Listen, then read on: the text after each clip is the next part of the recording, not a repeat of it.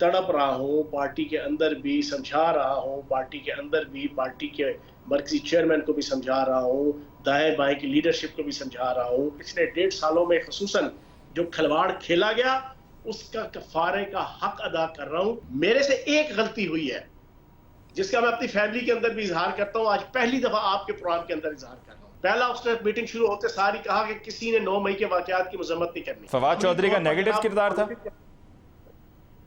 Negative था, लेकिन लोगों का वो किस तरह आके मीडिया के ऊपर आके बात करें। क्या आप कहलवाना चाहते हैं मेरे से? मैं यही कि आपके अगर वो लीडर हैं और आप उन्हें अपना लीडर मानते हैं तो आप कहेंगे कि लीडर मानता हूं, नहीं मानते आप कहेंगे मैं नहीं मानता। मैंने हाथ जोड़ के मरियम नवाज साहिबा से लेके राना सनाउल्लाह साहब से लेके और तमाम पीपल्स पार्टी मौलाना फजल रहमान साहब से मैंने माफी मांगी थी। पॉलिटिकली स्पीकिंग क्या पीएमएलएन करप्ट है? पीएमएलएन की लीडरशिप करप्ट है? पनामा के केस में जहांगीर तरीन साहब को बैलेंस करना गलत था। पनामा के केस में नवाज शरीफ साहब को सजा गलत थी। जब आपके घर का किचन जहांगीर तरीन साहब चला रहे थे, जब आपके सारे स्टाफ को तनख्वाहें जहांगीर तरीन साहब दे रहे थे, जब बनी गाला के घर का एक एक खर्चा जहांगीर तरीन साहब कर रहे थे, जब पीटीआई के सेंट्रल ऑफिस का एक एक खर्चा जहांगीर तरीन साहब कर रहे थे, जब जहांगीर तरीन साहब के जहाज के ऊपर सवार होकर आप सारा दिन लाखों रुपया पर डे आप खर्च करके जनाब पूरा मौज मेला, सियासी मौज मेला लूट रहे थे, उस वक्त जहांगीर तरीन साहब ठीक थे। प्रोग्राम में जो एक दफ़ा फिर आपकी खिदमत में हाजिर। आज के हमारे प्रोग्राम में हमारी गुफ्तगू जारी है फयाजुल हसन चौहान साहब से। इस्तेकाम पाकिस्तान पार्टी की अब नुमाइंदगी करते हैं। इस पॉइंट को हम लेके कंटिन्यू करेंगे, लेकिन उससे पहले मैंने आपसे पूछा था एक सवाल जिसका आपने जवाब जो है वो पीटीआई की तरफ रुख मोड़ दिया। मैंने आपसे कहा था कि जो चीनी चोर कहते रहे हैं जहांगीर तरीन साहब को, क्या उनको बाकायदा माजरत नहीं करनी चाहिए जिसमें पीएमएलएन सर फहरिस्त है, जिसमें आपको वो वीडियो याद होगी कि आपकी पार्टी के सरबराह इस्तेकाम पाकिस्तान पार्टी के सरबराह जहांगीर तरीन साहब के घर के बाहर लंदन में बरतानिया में जो आबिद शेर अली साहब ने वीडियो रिकॉर्ड की और फिर यहाँ पर भी जो आए रोज़ प्रेस कॉन्फ्रेंसेज होती थी, क्या आपको वो सब याद है चौहान साहब? वो सारी डर्टी पॉलिटिक्स वो सारी हम भी करते रहे पार्टी की लीडरशिप के और चेयरमैन के कहने पे, और उधर से भी होती रही। मेरा उससे अब कोई लेना देना नहीं। मैं सिंपल एक बात करूंगा, नहीं आपका कोई लेना देना नहीं है, लेकिन जो कहते रहे हैं क्या आप उनको उनके साथ हाथ मिलाने को तैयार हैं? ब्रेकिंग दे दूं आपको, मैं आपको एक ब्रेकिंग दे दूं जी जनाब। आज से 4-5 महीने पहले पार्टी चेयरमैन ने जहांगीर तरीन साहब से रब्ता किया। ये आज तक मैंने किसी शो में नहीं कहा, चले आपकी प्रोग्राम के लिए मेरा आ गई। जब आपके गले में पूरा कड़की आ गई ना आज से 3-4 महीने पहले, तो जहांगीर तरीन साहब से रब्ता किया गया अटक के एक एमएनए के जरिए से कि जनाब आए बैठे हैं, कोई मामला को आगे चलाएं और चीजों को सॉर्ट आउट करवाएं एस्टेब्लिशमेंट के साथ। जहांगीर तरीन साहब ने हाथ जोड़ दिया, भाईजान मुझे माफ रखें। और फिर जो एस्टेब्लिशमेंट है इस वक्त लोग पूछते हैं भाईजान क्यों नहीं आर्मी चीफ जनाब चीजों को सॉर्ट आउट कर रहे चेयरमैन तहरीक इंसाफ के साथ। भाई ये आर्मी चीफ वही है जो आज से 2 साल पहले डीजीआई थे। ये आर्मी चीफ वही है जो आज से 2 साल पहले डीजीआई की हैसियत से पार्टी चेयरमैन के घर वालों की और घर के इर्द गिर्द के लोगों की और उस्मान बुजदार साहब की ठद्दे लेकर गए थे डेली की करोड़ों रुपए की करप्शन के। उनके जहन में ये था कि पार्टी चेयरमैन और वजीर आजम हर रोज रियासत मदीना की, इंसाफ की, कानून की, एथिक की, वैल्यूज की बातें करते हैं। वाकई ये बड़े सच्चे और सुच्चे इंसान होंगे।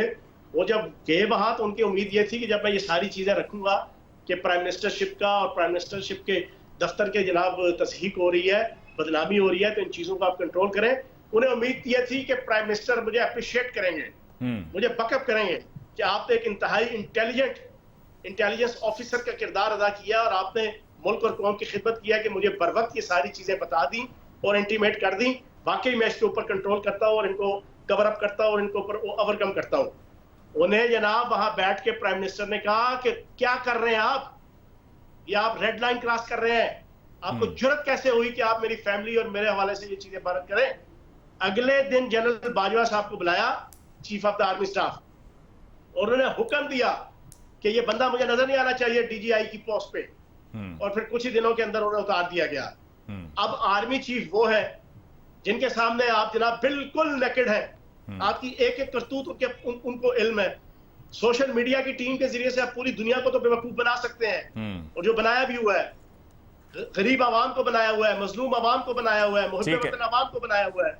चौहान साहब, अभी प्रोग्राम के पिछले हिस्से में जो बात हो रही थी, आपने जहांगीर खान तरीन साहब के बारे में बताया कि जी 3 माह पहले जब पीटीआई चेयरमैन को ये लग रहा था कि उनके लिए अब बड़ा मुश्किल वक्त है या वो बंद गली में आ गए हैं, तो उन्होंने जहांगीर तरीन साहब से रब्ता किया, एक अटक के MNA हैं उनके ज़रिए, और उनसे कहा कि जी ये इस्टेब्लिशमेंट के साथ मेरे मामला ठीक करवाएं। यानी कि खान साहब को उस वक्त ये रियलाइज़ हुआ कि मेरे मसाइल का हल जहांगीर खान तरीन साहब के पास है, और अपनी ज़रूरत के लिए वो उन्होंने उनका रुख किया। अभी कुछ दिन पहले की बात है कि जहांगीर खान तरीन साहब से कुछ लोगों की मुलाकात हुई और उनके भाई की वफ़ात पर अफसोस के लिए उनकी तरफ गए, तो उनसे जहांगीर तरीन साहब ने ये गिला किया कि चेयरमैन PTI से मेरा ताल्लुक़ सिर्फ PTI की हद तक नहीं बल्कि इससे पहले से है, और उन्होंने एक दफ़ा भी मुझसे रब्ता नहीं किया मेरी भाई की वफ़ात पर। तो अगर उस वक्त चेयरमैन PTI रब्ता 3 माह पहले कर सकते हैं अपनी काम की खातिर, उनको नज़र आ रहा है कि जी मेरा मसला पोटेंशियल है इधर यहाँ से हल होगा, तो वो अब भी तो कर सकते थे।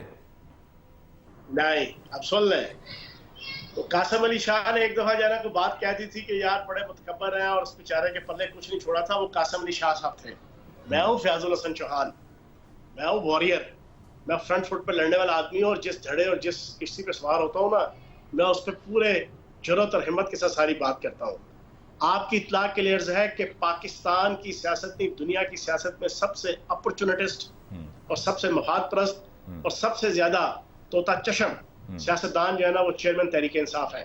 और तोता चशम का लफ्ज उनके जाती 4 दोस्त हैं, जाती 4 दोस्त। उन चारों दोस्तों ने मेरे साथ बैठ के, चारों ने मुझे अपनी 16 साल पिछले लाइफ में उन्होंने कहा कि हम इसको तोता चशम कहते हैं, अपने काम के लिए सबको इस्तेमाल कर लेते हैं। अब तसल्ली से सुनिएगा, इनकी तंग नजरी का मैं आपको मिसाल दे दूं।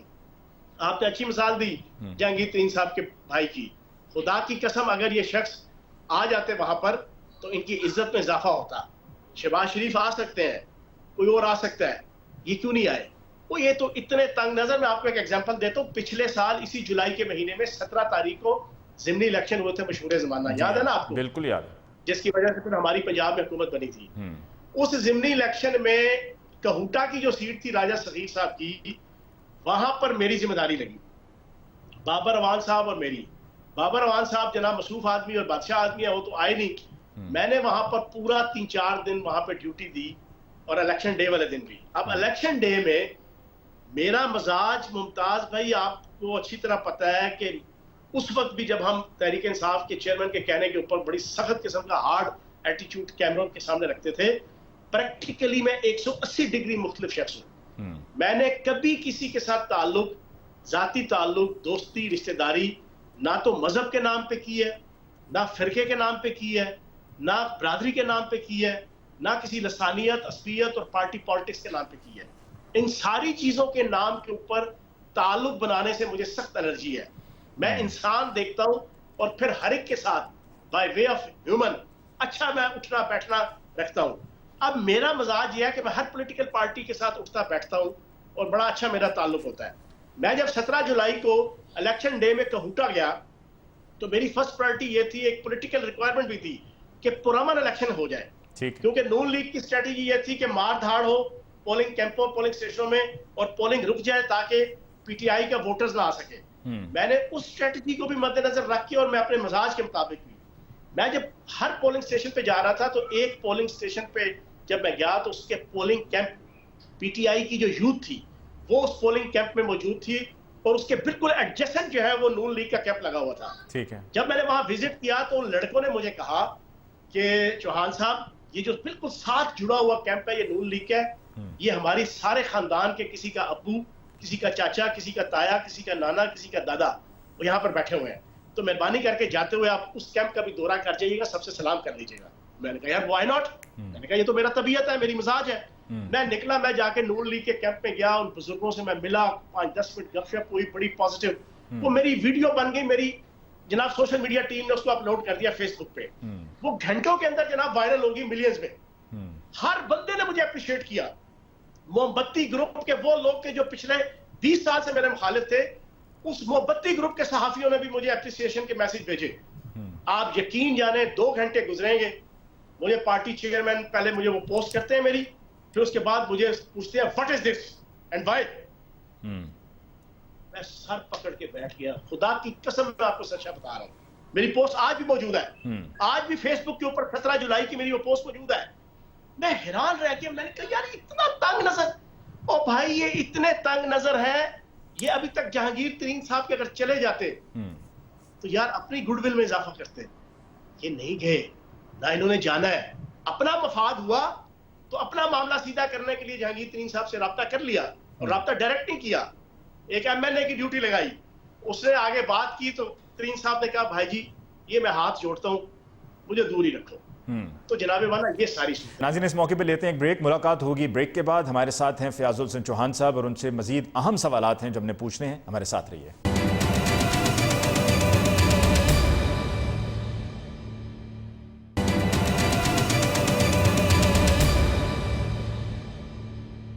वेलकम बैक आफ्टर ब्रेक जी। आज के प्रोग्राम में हमारी फयाजुल हसन चौहान साहब से गुफ्तगू जारी है। इस्तेकाम पाकिस्तान पार्टी की अब नुमाइंदगी करते हैं चौहान साहब। पहले पीटीआई की बात करते रहे और बढ़ चढ़ कर बात करते रहे और कई साल पीटीआई का दिफा भी किया। चौहान साहब ने अब तक जो गुफ्तगू की है उसमें एक तो उन्होंने ये कहा कि जी IMF के साथ मामलात को पीटीआई ने ख़राब किया और पीटीआई की वजह से महंगाई आई और उनकी नज़र में इसहाक डार या PMLN या PDM का इसमें कोई कसूर नहीं है, वो ज़्यादा कसूरवार ज़िम्मेदार पीटीआई को समझते हैं। फिर उसके बाद वो ये समझते हैं कि ज़िले शाह का केस हो या दीगर और केसेस हैं, इन तमाम केसेस में चेयरमैन पीटीआई को सज़ा अब तक इसलिए नहीं हो रही है कि उनके वकला रुकावट बने हुए हैं और टेक्निकल ग्राउंड्स पे कोई फ़ैसला नहीं होने दे रहे हैं। गो कि मैं इससे इत्तफाक नहीं करता हूँ, क्योंकि अगर कोई भी किसी भी अदालत में पेश होता है अपने वकील के साथ तो उनको अपने दिफा का हक़ हासिल है और उसमें ये तमाम कानूनी मामलात हैं और कानून अगर इजाज़त देता है कि किसी मामले को किसी ना किसी तरीके से प्रोलॉन्ग किया जा सके तो उसको किया जा सकता है। और ये बिल्कुल उसी तरह से ही है कि जिस तरह शहबाज शरीफ साहब, हमजा शहबाज साहब, नवाज शरीफ साहब, इनके केसेस भी चलते रहे और कितना अरसा चलते रहे, कितने साल चलते रहे, वो भी हम सब के सामने हैं। सो जब हम एक तरफ कहते हैं कि जी ये गलत कर रही हैं तो फिर दूसरी तरफ के किए को हम ठीक कैसे कह सकते हैं। बहरहाल जी गुफ्तगू को आगे बढ़ाते हैं। फयाजुल हसन चौहान साहब बात की कि उनके बहुत ही कुछ करीबी लोग थे, उन्होंने कहा कि जी बड़े खान साहब तोता चश्म है। आप नहीं समझते कि पीटीआई और पीटीआई के चेयरमैन से जो लोग अलहदा हुए हैं ये वो हैं जिसके बारे में अब ये कहते हैं जी अच्छा है ज़रा सफाई हो गई है, क्योंकि ये बज़ाहिर सिंसेयर थे लेकिन मुखलिस नहीं थे पीटीआई के साथ और चेयरमैन पीटीआई के साथ। अब जैसा कि आज मैं भी पहली मरतबा आपके साथ शेयर कर रहा हूँ। अली भाई, अगर फयाज चौहान मुखलिस नहीं था तो दुनिया की किसी गिरोह के साथ, गिरोह के लीडर के साथ उस गिरोह का कोई मेंबर जो है वो कभी सिंसियर नहीं हो सकता। 14 पर्चे मैं झील रहा हूँ, 2 हमले मेरे पे हुए पिछले 1.25 साल में, नून लीग जानलेवा हमले, मारे खाई असम्बली के अंदर और बाहर, हर उस खतरनाक मौके के ऊपर जहां पे तत्ते पे कोई पाऊ नहीं रखता था, फयाज चौहान पाऊ रखता रहा। और ये सोशल मीडिया के ढकोसले हैं, इनके जो पेड और इनके जो बाहर क्या है, जरा वो फॉर्मूला तो बताएं। वो आपने बताया भी था, ये पार्टी से अलहदगी के बाद आपने फॉर्मूला बताया था सोशल मीडिया का, जरा दोबारा दोहराइएगा, देखने वालों की आसानी के लिए समझ जाएंगे। सोशल मीडिया टीम, ये जबरान इलियास, ये इमरान गजाली, ये इस्लाम खालिद, ये सारे के सारे अमेरिकन नेशनलिटी होल्डर हैं। इनमें से कुछ लोग तो जनाब बैरूनी एजेंसियों के पेरोल पे हैं। इमरान बैठ के सारा सोशल मीडिया पे ड्रामा चाहते हैं कि फलान निकल गया तो उसकी कोई वैल्यू नहीं, फलान निकल गया तो उसकी कोई वैल्यू नहीं। यार who the hell are you? हमने अपने हलके में, अपने शहर में, अपने मुल्क में खिदमत की है। मैंने जेल खाना जात से लेके इतलात से लेके सकाफत से लेके कानूनी से लेके अपना हलका, अपने हलके में 2.25 अरब रुपए के तरक्याती काम, अपनी जिंदगी के 44 साल लोगों की यहाँ खिदमत, जंपा इधर। और ठीक है पॉलिटिक्स के अंदर ऊपर नीचे उतार चढ़ाव आता रहता है। ठीक है कि आजकल की मीडिया और सोशल मीडिया के दौर की वजह से बहुत से लोगों के दिमाग खराब है, लेकिन ये कहें कि किसी की सियासत खत्म हो गई, किसी की वैल्यू नहीं रही, कोई जनाब निकल नहीं सकेगा, उससे कोई रिश्तेदारी नहीं कर सकेगा, वो जनाब सर्वाइव नहीं कर सकेगा। Who the hell are you यार? तुम होते कौन हो ये कहने वाले? ये सोशल मीडिया सारा जाली है इनका।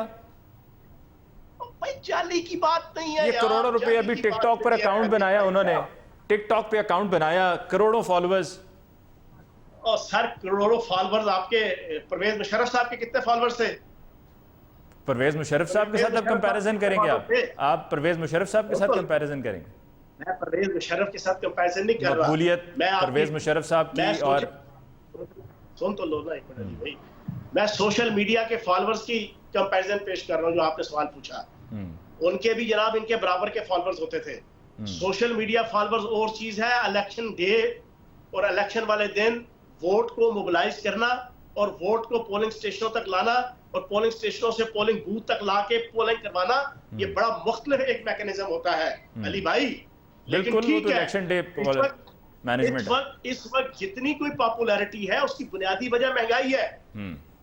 बुनियादी वजह पिछले 1.5 साल की महंगाई है, उसके अलावा तो कोई इशू नहीं है। अच्छा, आप वो महंगाई का मैंने आपको पिछले प्रोग्राम के शुरू में पूरी डिटेल बता दी थी कि वो महंगाई क्यों और किस तरह इस पूरी साजिश के तहत, जिसमें चेयरमैन तहरीक इंसाफ और पीटीआई भी बराबर की इन्वॉल्व है। जितना शहबाज शरीफ जिम्मेदार है, जितना बिलावल जरदारी जिम्मेदार है, जितनी पीपल्स पार्टी और नून लीग जिम्मेदार है, उतनी ही पीटीआई की लीडरशिप और जनाब पीटीआई का चेयरमैन भी उसका जिम्मेदार है। अच्छा, आपने अभी एक पिछले प्रोग्राम में ना आपने चौहान साहब हुकूमत और फौज के ऊपर डाला गया। आपने पिछले प्रोग्राम में बात की कि उस वक्त डीजी आईएसआई थे जनरल आसिम मुनीर साहब और अब वो आर्मी चीफ हैं, और आपने वाकया बताया कि वो वाकया क्या था।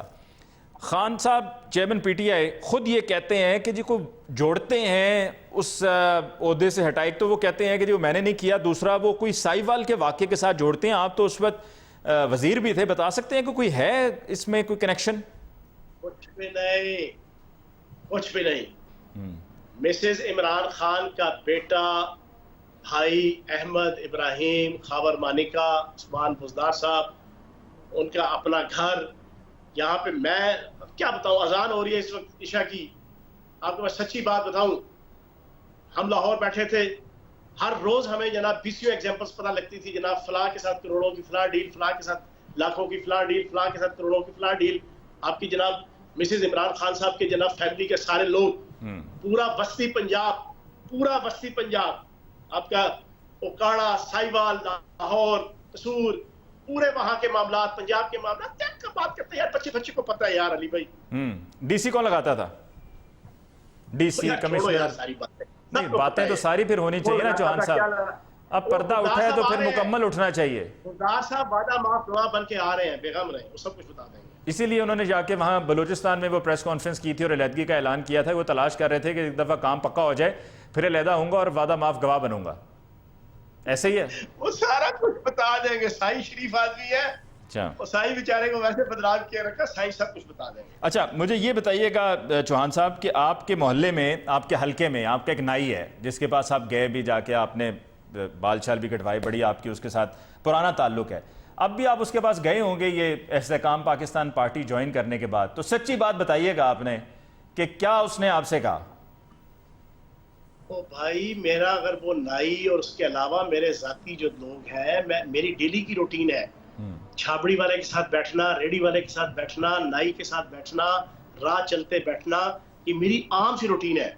मेरा ड्राइवर, मेरा गनमैन, प्राइवेट गनमैन, सरकारी गनमैन मेरे साथ बैठ के खाना खाता है। उन सारों को जो मेरी जात के हवाले से ना, जिसने मेरी जात के साथ अल्लाह पाक के करम से, नबी पाक के सदके, जिसने मेरे साथ एक दिन भी गुजारा है, मेरा ये दावा है अपनी रब को हाजिर नाजिर जान के, वो कभी फयाज चौहान को बुरा नहीं कह सकता, क्योंकि फयाज चौहान का ये ईमान है जो नबी पाक सल्लल्लाहु अलैहि वसल्लम की हदीस मुबारक है कि क़यामत वाले दिन अल्लाह की नजरों में अच्छा और बुरा होने का क्राइटेरिया नमाज, रोजा, इबादत नहीं है। उस दिन अच्छा बुरा होने का क्राइटेरिया 6-7 तबके हैं हर इंसान के। वो तबके हैं उसके वालिदैन, उसके बहन भाई, उसके रिश्तेदार, उसके अजीजो कारब, उसके मोहल्लेदार, उसके हमसाए और उसके जेरे नगी मुलाजमीन। वो अगर उससे राजी है, उससे खुश है, तो उसकी आखिरत अच्छी है। अगर वो उससे खुश नहीं है तो उसकी आखिरत अच्छी नहीं है। आपका नाई आपको, आपकी पार्टी को वोट देगा? नाई का जरूर बताना आपने। तो जनाबे वाला, मेरी जिंदगी के अंदर जो मुझसे मुतल्लका जिस शख्स का आपने पूछा है ना, जिस नाई का, मेरे मौला का करम है, उसकी खुशी, उसका अच्छा बुरा वक्त, उसकी फैमिली का अच्छा बुरा वक्त, फयाजुल हसन चौहान उसके साथ कंधे से कंधा मिला के खड़ा होता है। उसकी बला से कि कौन सी पॉलिटिकल पार्टी और क्या पॉलिटिकल पार्टी, जो मेरी जात से मुतल्लका है, जो डेली मेरे साथ, वीकली मेरे साथ, मंथली मेरे साथ वक्त गुजारता है, जो मेरे साथ रिश्ता रखता है, उसको पता है कि फयाज चौहान का अच्छा क्या है, उसका बुरा क्या है, उसकी बात। चलिए, वो तो फयाज हुसैन चौहान की हद तक है ना, लेकिन आपके नाई ने आपसे ये नहीं कहा कि चौहान साहब पीटीआई ठीक सी, कितने निकल गए हो? बात ये नहीं है। बात ये है कि सिर्फ एक वजह है आवाम की नफरत की, महंगाई। वो महंगाई की रीजन मैंने आपके सामने रख दी। ठीक है। पिछले प्रोग्राम में, ठीक है, कि उस महंगाई को लाने में सबसे vital role chairman Tehreek Insaf का है, सबसे वाइटल रोल आईएमएफ का है, और आईएमएफ को इस नतीजे तक लाने वाला चेयरमैन तहरीक इंसाफ है। दिवालिया दिवालिया दिवालिया की रट लगा के पाकिस्तान में 300 रुपए का डॉलर ले जाने वाला चेयरमैन तहरीक इंसाफ है। ठीक, आखिरी 2-3 सवाल चौहान साहब। तहरीक चलाकर पाकिस्तान को इस हालत तक पहुंचाने वाले चेयरमैन तहरीक इंसाफ है। ठीक है, आखिरी जो किरदार शहबाज शरीफ का या बिलावल का है उससे ज्यादा इनका है। फयाजुल हसन चौहान साहब से हमारी गुफ्तगू जारी है, हमारे साथ रहिए, मुलाकात होगी ब्रेक के बाद।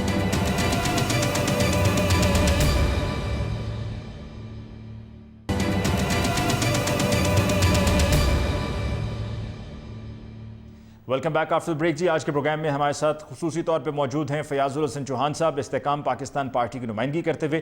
गुफ्तगू का सिलसिला जहां पे रुका था वक्फे से पहले, वहीं से उसको आगे बढ़ाते हैं। ये कफ़ारे की आपने बात की थी कि आप कफ़ारा अदा कर रहे हैं, ये कफ़ारा क्या अदा करना है, कब तक करना है, ये तय आपने किया था? आपने ये पिछले प्रोग्राम में कहा था ना। मेरी विल मेरी विश है। अभी तो बहुत सी चीजें बेनकाब करने वाली हैं। मैंने पहली प्रेस कॉन्फ्रेंस की मैं 75, 76 या 77वां जनाब आपका टॉक शो कर रहा हूं। मैं हर एक में एक बात कहता हूं कि मुझे किरदार के साथ, उसकी जाती जिंदगी के साथ, उसकी जितनी जाती करते हैं सारी दुनिया जानती है, मुझे उससे कोई लेना देना नहीं है। ठीक है, लेकिन ये कफ़ारा क्या अदा करना है ये तय आपने किया था चौहान साहब? कोई किसी ने कहा था कि ये कफ़ारा ये अदा कर लो तो माफ़ी है? के नाम पर यहाँ पर इजरायली लॉबी के जनाब पॉलिसीज को इंप्लीमेंट करवाया गया, जिसकी वजह से यहाँ पर जिस जिस अंदाज से खत्म नबूवत के खिलाफ जो जो साजिशें हुई, जो जो अंदाज हुए, उन चीजों के हवाले से कोई चीज आएगी तो फयाज चौहान खड़ा होगा, फयाज चौहान बोलेगा। नहीं, लेकिन ये कफ़ारे वाली बात ये तय क्या किसी ने आपको बताया कि फयाजुल हसन चौहान साहब ये कफ़ारा आपको अदा करना है तो आप भरी हैं, माफ़ी है आपको, वरना रगड़ा लगेगा? अली भाई क्या बच्चों वाली बातें कर रहे हैं यार। नहीं, बात हो तो आपकी बच्चों वाली बात ही तो नहीं है ना। दुख की तो इस बात की है। कुरान में भी आपने 2-3 दफा इस तरह सवाल पूछते हैं। आप बताएं ये रगड़ा लगेगा, ये बाकी भीगी बिल्ली बन के जो घरों में बैठे हुए हैं, इनको नहीं ये थ्रेट लगता होगा? वो तो गायब है ना, सीन से गायब है। नहीं गायब नहीं है, जो प्रेस कॉन्फ्रेंस करके घर में बैठे हुए हैं, जो छोड़ के घर में बैठे हुए हैं, वो नहीं रगड़ा लगने की जनाब थ्रेट आएगी। वो सियासत भी छोड़ गए हैं, कुछ सियासत भी छोड़ गए हैं चौहान साहब, सियासत भी छोड़ गए हैं। वो सियासत नहीं, सियासत एक ऐसी खारिश है कि दुनिया की कोई मलहम भी लगा लो वो खारिश दूर होती। लेकिन रगड़े वाली बात पर आप इतना ऑफेंड क्यों हुए हैं? रगड़े वाली बात तो हकीकत है ना चौहान साहब। मैं ऑफेंड नहीं हुआ, मैं हैरान हो रहा हूँ। अब आपको नहीं लगा तो आप वजीर जेल खाना जाते रहे हैं, आपके साथ अच्छा बर्ताव हुआ होगा। मेरी बात तसल्ली से सुन लें। आपका क्या ख्याल है कि आप उस पूरे क्राइसिस के अंदर रियासत के खिलाफ पाकिस्तान की जनाब आर्मी और फौज की तनसीबात के ऊपर हमले और आपके जनाब शहदा की इज्जत को तार तार करना, MM आलम के त्यारे को चूरा चूरा करना, इस पूरे मार धाड़ के अंदर अगर आप शरीक नहीं भी है लेकिन उस पूरे गिरोह के साथ आप खड़े हैं, या प्रोसिक्यूशन के दायरे या इन्वेस्टिगेशन के अदारे, वो 21 तोपों की सलामी देंगे? ये जो इंसानी हकूक की रट लगाए बैठे हुए हैं। मैंने अक्सर प्रोग्रामों में ये कहा कि पुर्तगाल, स्पेन, जर्मनी, फ्रांस, इजराइल, इनके मुल्कों में जाए ना कोई जाके, आर्मी तो दूर की बात, पेंटागन तो दूर की बात, CIA के दफ्तर तो दूर की बात, आप किसी सिविल तंसीबात पे जाके इनकी कोई गिरोह जाके हमला करे तो अगर उस गिरोह को, उनकी हड्डियों को ये सुरमा ना बना दें तो आप मुझे कहना दुरुस्त। आई एग्री विद यू, मैं आपसे इत्तेफाक करता हूँ, बिल्कुल मैं आपसे इत्तेफाक करता हूँ कि बनता ही नहीं है ना, कहीं पर भी नहीं होता है, और कोई भी मादे पितर आजाद नहीं हो सकता। आखिर में इस्तेकाम पाकिस्तान पार्टी, आपकी पार्टी का क्या मुस्तकबिल है? पंजाब के अंदर इंशाल्लाह हमारी हुकूमत होगी। किसके साथ? किसके साथ? ये हो सकता है, किसी के साथ भी हो सकता है, नून लीग के साथ हो सकता है। तकरीबन कितनी सीट जीतेंगे? इंशाल्लाह हम एक अक्सरियत के साथ इंशाल्लाह IPP पंजाब के अंदर इलेक्शन जीतेंगे। और कौमी असेंबली? कौमी में भी हम इंशाल्लाह अच्छी तादाद में मौजूद होंगे। किसी के साथ इल्हाक करेंगे? ये तो वक्त की बात है ना, ये तो उसके इलेक्शन के बाद की बात है। ठीक है, और हुकूमत आप समझते हैं पंजाब में भी और कौमी असम्बली की भी, यानी कि विफाक में भी हुकूमत आप ही की पार्टी की होगी, लेकिन आपकी पार्टी के पास तो कोई है ही नहीं, कोई वो कारकुन ही नहीं है, कोई बंदा ही नहीं है। सब्र कर लें, इब्तिदाई पिछले दिन फिरदौस आपा कुछ लोगों को शामिल कर रही थी, पर वो पता चल रहा था कि काम जो है ना वो जाली है। सब कुछ ठीक होगा, बेगम रहे, लोग इंतजार कर रहे हैं इस असम्बलियों के टूटने का और चेयरमैन तहरीक इंसाफ के जेल जाने का। और आपको एक आखिरी ब्रेकिंग दे दूं, पीटीआई का तमाम पंजाब का एमएनए और एमपीए 98% वो मामला तय कर चुका है आईपीपी में आने के हवाले से। जस्ट वो चेयरमैन तहरीक इंसाफ की गिरफ्तारी और असम्बलियां टूटने का इंतजार कर रहा है, उसके बाद आपको सारा माहौल नजर आ जाएगा। ठीक, बहुत बहुत शुक्रिया फ़याज़ुल हसन चौहान साहब कि आपने आज के प्रोग्राम के हमें ज्वाइन किया, और फ़याज़ुल हसन चौहान साहब से हमारी तफसीली बात हुई उनकी सियासत को लेकर, उनके पीटीआई को छोड़ने को लेकर, और जो उनकी तरफ से लगाए गए इल्ज़ामात थे चेयरमैन पीटीआई पे, पाकिस्तान तहरीक इंसाफ पे, और फिर उसके बाद जो ये करप्शन का हम मामला सुनते चले आ रहे हैं गुज़श्ता एक साल से, ख़ास तौर पे पीडीएम की तरफ से, उस पर उन्होंने कहा, और उन्होंने साथ में ये भी वाज़ेह तौर पे कह दिया कि चंद दिनों में साबिक वज़ीर आला पंजाब, जैसे कि हमने देखा है कि केपीके में महमूद खान साहब और परवेज़ खड़क साहब दोनों 5-5 साल, खैर महमूद खान साहब तो 5 साल मुकम्मल नहीं कर सके, लेकिन परवेज़ खड़क साहब ने 5 साल बतौर वज़ीर आला वहाँ पर काम किया, वो भी अलहदा हो गए, अपनी पार्टी अलहदा फॉर्म की। उन्होंने कहा कि जी उस्मान बुज़दार साहब भी आकर बतौर वादा माफ़ गवाह पेश होंगे, और फिर उन्होंने कहा कि जैसे ही इमरान खान साहब चेयरमैन पीटीआई गिरफ़्तार होंगे तो उनकी गिरफ़्तारी के बाद ये मामलात सारे ज़ोर पकड़ेंगे। उन्होंने कहा जी आहिस्ता आहिस्ता आप देखिएगा सब होगा, और तमाम पीटीआई के जो पंजाब से ताल्लुक़ रखने वाले एमपीएस एमएनएज़ हैं वो इस्तेहकाम पाकिस्तान पार्टी को ज्वाइन करेंगे। इसके साथ ही मुझे अली मुमताज़ को आज के प्रोग्राम से दीजिए इजाज़त। अल्लाह निगहबान।